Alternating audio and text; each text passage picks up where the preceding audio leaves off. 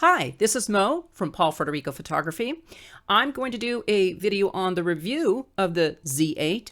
If you haven't watched my unboxing video, you can go now. I'll wait. Just kidding. Anyway, I went outside in the front of my house to do some test shots, and we're going to take a look at those now. Now that the Z8 has arrived, let's take it for a spin. So I'm going to do some photographs. Tell me what you think.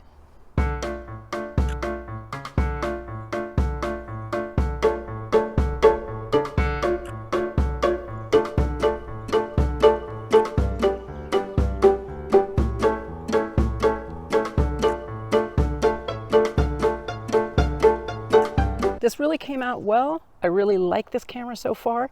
I've only shot it a little bit, but it really does focus nicely. It actually, the lighting is perfect. It's my settings as well. But even if you just do it on program, the auto lighting, everything works far better than any camera I've ever used. So that's a big plus. This camera so far, pretty decent in weight. Not really much added weight from the Z6 II, and feels good in my hand. I do like it.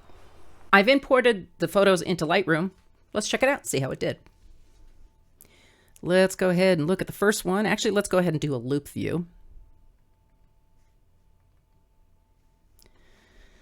All right, nice colors. I really do like the colors. I'm using a 24-120 Z lens on this, a native glass. So I particularly like native glass as opposed to using an F to Z converter. This is nice so far. I mean, this I just shot on auto. I didn't even do any settings, put even my metadata in. I wanted to take a look at it raw, right outside the box. So pretty good, nice lighting, very nice. This particular lens has a bit of a macro coating to it. So it's got some nice bokeh to it. I do like it. Handling wise, it was really good. As you heard a moment ago, it was a very silent shutter, very low. It's almost freaky because it's a lot less than I'm used to, but I like it. There's a couple of bad shots there. I didn't know I had the camera shooting. I really like this. Again, I shot this on auto, but the coloring is beautiful. The bokeh is really nice. The handling of the camera was nice. Even shooting on auto, it just when I had it in the dark and brought it over, it really captured the light beautifully.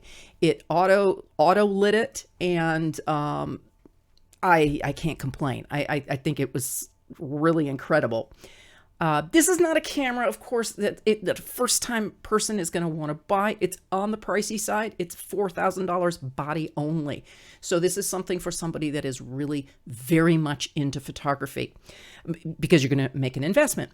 But what an investment. It is really easy to use, incredible. I like the focus. I like the autofocus. Now, this is something a lot of people say they don't like about Nikon cameras. Nikon has spent a lot of time on the glass. Their glass is superior, and a lot of time on the cameras themselves.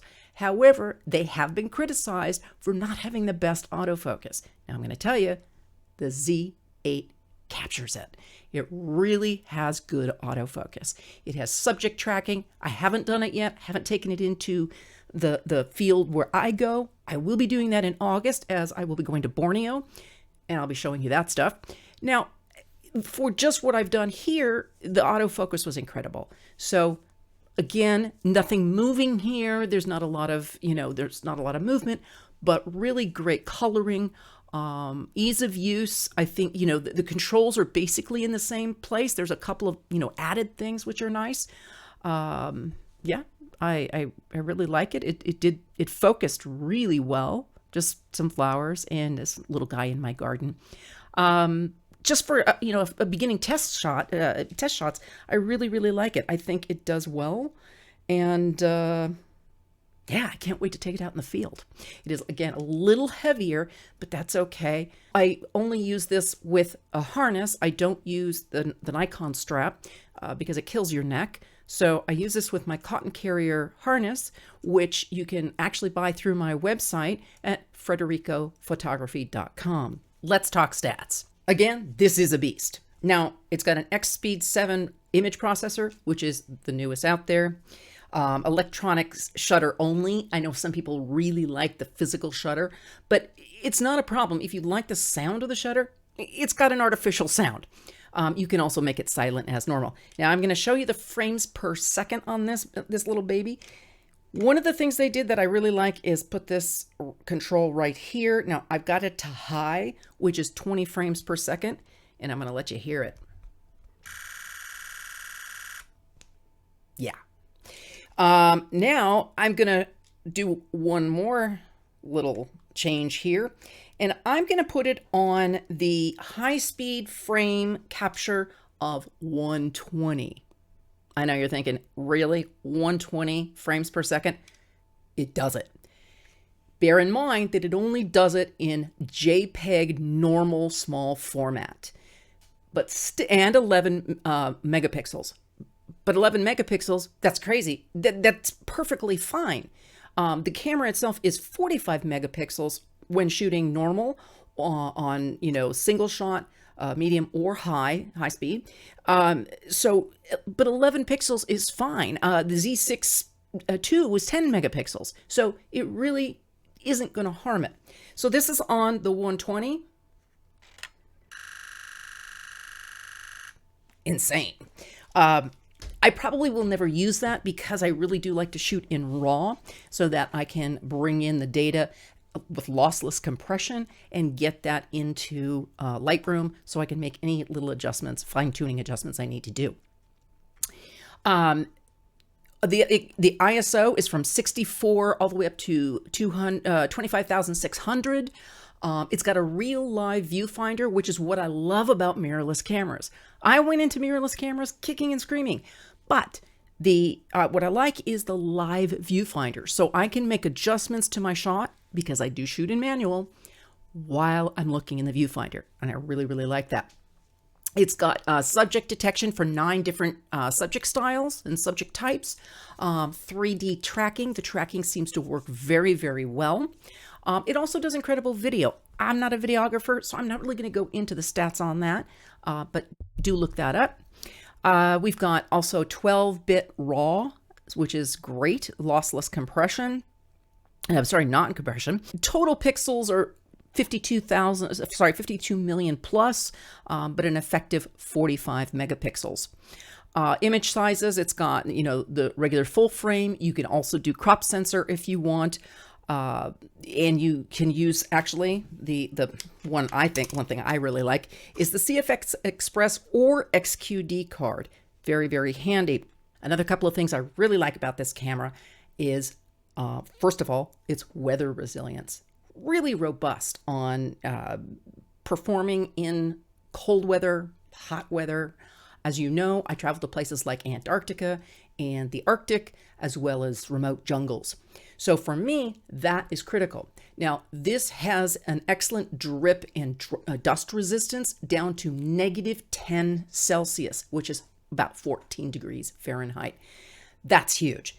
Of course, I do keep, gear that can keep a camera warmer, but for performance-wise, that's amazing. That is one feature I really like. Another thing I really like is something unique to the Z8 and the Z9, which is when you turn it off and take off the lens, it's got a dust cover. It protects the sensor, which is a great idea. So yeah, it does have a mechanical shutter in a sense that it has a dust cover. So you can literally change lenses in the field. Something that's really, really nice. The other thing, the last thing I'm going to share with you that I really like is something that I found on here that it has a level on the screen. You can set the camera where it's got a green line and gives you a level.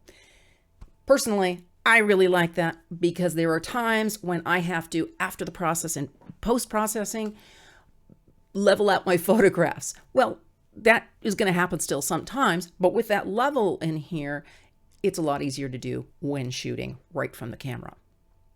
This camera has so many features that it's really hard to go over all of them in one video. It is packed full, just like the Z9, its predecessor. The only difference is it's a little bit of a smaller body and doesn't have those battery pack grips like I mentioned earlier.